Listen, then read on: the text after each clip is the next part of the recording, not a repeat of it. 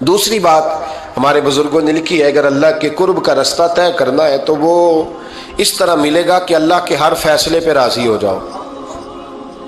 جہاں اللہ نے مجھے بٹھایا میں راضی ہو جاؤں، جہاں اللہ تبارک و تعالیٰ نے میرے بھائی کو بٹھایا ہے وہاں میرا بھائی راضی ہو، جہاں جہاں اللہ نے ہمیں بٹھایا ہے ہم اس جگہ پہ راضی۔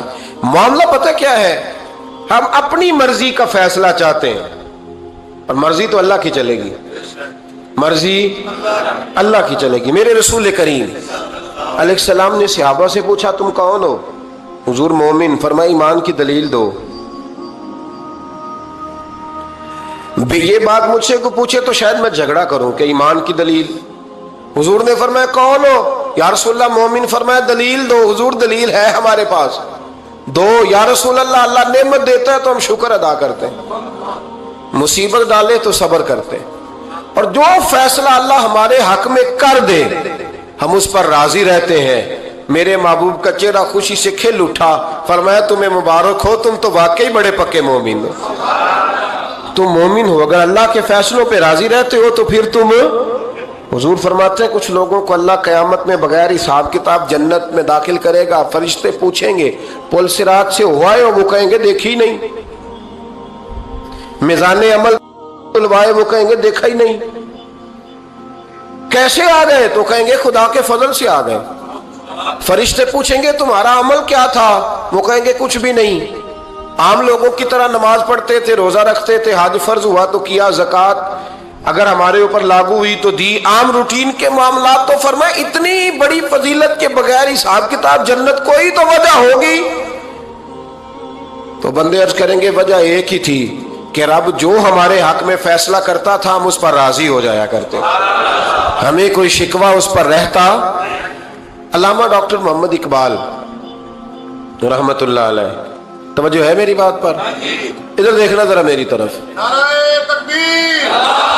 اللہ آپ کو خوش رکھے۔ کچھ لوگ نا جی کہتے ہیں ڈاکٹر اقبال نے داڑھی کیوں نہیں رکھی تھی؟ تو یہ غلطی کی علامہ اقبال نے، رکھنی چاہیے تھی انہیں۔ ناراض ہو گئے آپ لوگ؟ جو جس کی غلطی ہے وہ اس کی یہ غلطی ہو گئی ان سے، انہوں نے نہیں ٹھیک کیا۔ اب اقبال کے داڑھی نہ رکھنے سے کیا سنت کی مخالفت پر اسے ڈگری دی جائے گی؟ وہ میں ہی کیوں نہ ہوں، جو کام خلاف سنت ہے وہ بہرحال۔ لیکن میرا سوال یہ ہے کہ اقبال نے صرف داڑھی نہیں نہ رکھی، باقی سارے کام اچھے کیے، تو آپ باقی کے تو سارے اچھے کر لینا۔ اقبال نے جو کام کیا، جو دین کا درد دیا، جو پیغام دیا، جو جد و جہد کی، اس کو تو سمجھ لو نا۔ مطلب صرف داڑھی پہ آ کے دلیل پکڑتے ہو۔ علامہ اقبال نے مکان بھی نہیں بنایا اپنا، کتنا بڑا آدمی ہے، کوئی جائیداد ہے اس کی؟ تسی بھی چھوڑو مکان سارے۔ اقبال وہ دیکھیں نا، بابے بلے شاہ کی لوگ مثال دے دیں گے، بابا صاحب مجذوب آدمی تھے، تو بابا صاحب کے حصے میں تو کئی مربع زمین آتی تھی، وہ بھی انہوں نے نہیں لی۔ ہمارا ملانگ روٹی کا اس کو پتا ہے، نوٹوں کا بھی پتا ہے کہ 5000 والا کون سا ہے، 100 والا کون سا ہے، باقی ٹائم وہ بابا بلے شاہ بن جاتا ہے۔ یہ کون سا سٹائل ہے کہ مرضی کی چیز آئی تو قابو کر لی؟ تو ڈاکٹر اقبال نے یہ درست کیا، لیکن اس کے باوجود ہمارا نظریہ ہے کہ اللہ اس کی یہ خطا معاف کرائے گا، پر بندہ بڑا باکمال تھا، یہ بڑی خوبی تھی، اور اس میں بھی کچھ حکمت ہوگی، کچھ باتیں ایسی انہوں نے لکھی ہیں بعض جگہوں پہ۔ لیکن اقبال کی جو معرفت ہے، جو حسن ہے، جو وقار ہے ان کے لب و لہجے میں، اس کا انکار کیا جا سکتا نہیں۔ لیکن اس کو ہم ڈیفینڈ بھی نہیں کرتے، جو کسی میں کوئی کمزوری ہے وہ بہرحال اس کی۔ وہ ایک سوال بڑا اٹھتا تھا، لوگ کہتے تھے کہ آپ روز داڑھی کی بات بھی کرتے ہیں اور علامہ اقبال کی بات بھی کرتے ہیں، تو میں نے آج اس کی وضاحت کر دی۔ بات کی سمجھ آ گئی آپ حضرات؟ علامہ اقبال نے ایک بات لکھی ہے، اقبال کہتے ہیں جب میں لندن میں وکالت کرتا تھا تو ایک خاتون تھی، لیڈی بارنس اس کا نام تھا، چھوٹے موٹے مقدمات لے کے وہ میرے پاس آتی تھی۔ بی بی ایک ہوٹل چلایا کرتی تھی، اس کا خامن جو تھا وہ فوج میں ملازم تھا۔ اقبال نے خود لکھا ہے، اقبال فرماتے ہیں کہ ایک دن وہ خاتون پھر کسی کیس کے سلسلے میں میرے پاس آئی، تو جب وہ آئی تو اس نے نقاب اوڑھا ہوا تھا، برقع کیا ہوا تھا، تو چونکہ اس نے نقاب اوڑھا تھا مسلمانوں کی نشانی تھی۔ نقاب اوڑھنا کن کی نشانی ہے؟ اللہ آپ کو خوش رکھے۔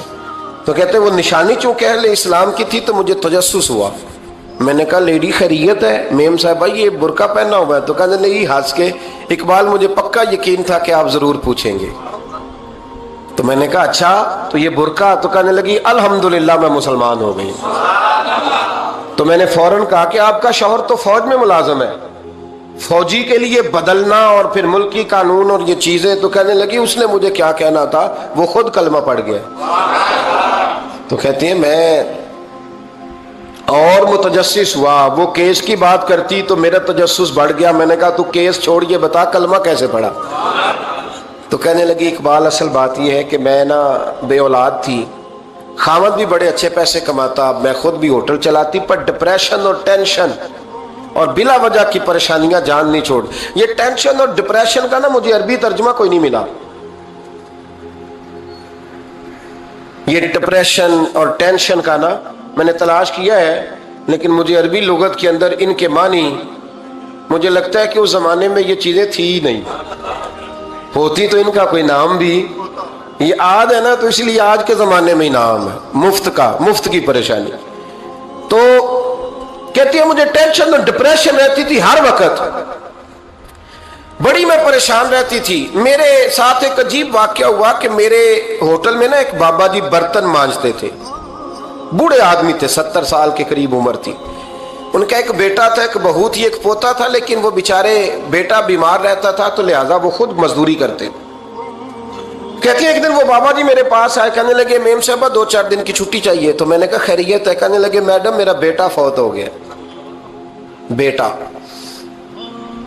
آپ کو پتہ ہے باپ کا جنازہ پڑھنا آسان ہے، بیٹے کا جنازہ اٹھانا بڑا مشکل کام۔ کہتی ہے میں کچھ لکھ رہی تھی، میرے ہاتھ سے قلم گر گیا، میں نے خود گاڑی بھیجی، بابا جی گاؤں چلے گئے جہاں وہ رہتے تھے۔ کہتی 2-3 دن کے بعد میں اور میرا شوہر گئے تو رستے میں ہم باتیں کر رہے تھے کہ کیا تعزیت کریں گے، ایک ہی بیٹا تھا، کوئی رشتہ دار بھی نہیں، تو اس کی تو کائنات اجڑ گئی، کن لفظوں سے اسے تعزیت کیا کہیں گے؟ کہتے جب ہم گئے تو وہ ٹوٹی ہوئی چٹائی پہ بیٹھا تھا، کچھ لوگ قریب تھے، ہم نے جا کے کہا بابا آپ مسلمان ہیں، ہم آپ کو کیا نصیحت کریں، ایک ہی بیٹا تھا، کہ کس طرح کر کے ہم آپ کو تسلی دیں؟ تو کہتے اس نے آنکھیں کھولی، بوڑھی آنکھوں میں ایمان کی روشنی، کہنے لگا بی بی کیا تعزیت کی بات کرتی ہو، میں نے کوئی پیسے جمع کرا کے بیٹا لیا تھا، خدا نے فضل سے دیا تھا، عدل سے لے گیا ہے، میں اپنے رب کے فیصلوں میں بڑا راضی ہوں، اللہ بڑا کریم ہے، وہ لے گیا، اس کا مال تھا۔ آپ یقین کریں ہمارے دیہاتی لوگ یہ کہا کرتے تھے، میں نے کانوں سے سنا ہے، ایک بوڑھے آدمی کا ایک دفعہ بیٹا فوت ہو گیا تو کسی نے اس سے کہا بابا چھوٹی عمر میں بچہ چلا گیا، تو مجھے لفظ نہیں بھولتے، کہنے لگے پتر اللہ دی فصل ہے، کچی وڈے تامی ہو دیئے۔ سنے آپ نے بھی کبھی یہ فکرہ، کچی وڈے تے پکی لے جائے تے تامی ہے جو ہو دی، تو جب اس کا جی چاہا وہ لے گیا۔ اللہ اکبر۔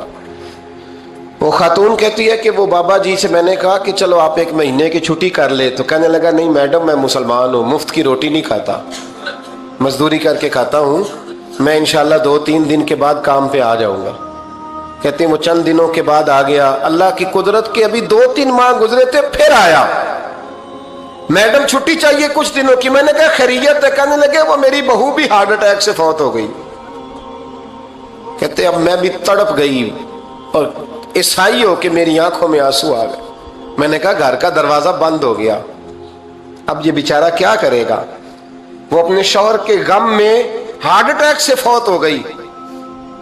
کہتے ہم پھر 2-3 دن کے بعد تعزیت کے لیے گئے، پھر ٹوٹی ہوئی چٹائی، بوڑھا نہ اپنی انگلیوں سے زمین پر کچھ بنا رہا ہے۔ کہتی قریب گئی اور میں نے جا کے کہا بابا اب تو تسلی آپ نے خود ہی کرنی ہے، جو نظام تھا وہ تو ہو گیا۔ تو کہتے ہیں پھر اس نے آنکھیں کھولی، آسمان کی طرف دیکھا تو کہنے لگا بیٹی کوئی پریشانی نہیں، میرا بیٹا بغیر شادی کے بھی تو فوت ہو ہی سکتا تھا نا، بس میرے مالک نے جب چاہا جیسے چاہ ہوا، میں انشاءاللہ 2-4 دن کے بعد کام پہ آؤں گا، یہ میرا 3-4-5 سال کا پوتا ہے، ابھی اسکول داخل ہوا ہے، میں ساتھ لے آؤں گا، وہاں میرے ساتھ اوپر کوارٹر میں جہاں میں رہتا ہوں یہ بھی رہے گا۔ کہتی ہے میں سختے میں آ گئی اس کی کیفیت دیکھ کے، وہ پوتے کو ساتھ لے آیا۔ کبھی کبھی میں دیکھتی چھت پہ کھڑے ہو کے کہ دادا گھوڑا بنا ہوا ہے اور پوتا سواری کر رہا ہے، وہ سویرے اٹھتا اس کو سکول چھوڑ کے آتا، شام کو لے کے آتا، پیار کرتا، محبت کرتا۔ تیسری منزل پر ہم نے ایک کوارٹر دیا ہوا تھا، وہاں دادا پوتا رہتے، اللہ तू बड़ा बेनियाज है। कहती है इकबाल, एक दिन ना पोता ऊपर वाली मंजिल पे खेल रहा था, उसका पैर फिसला, वो गर्दन के बल जमीन पे गिरा।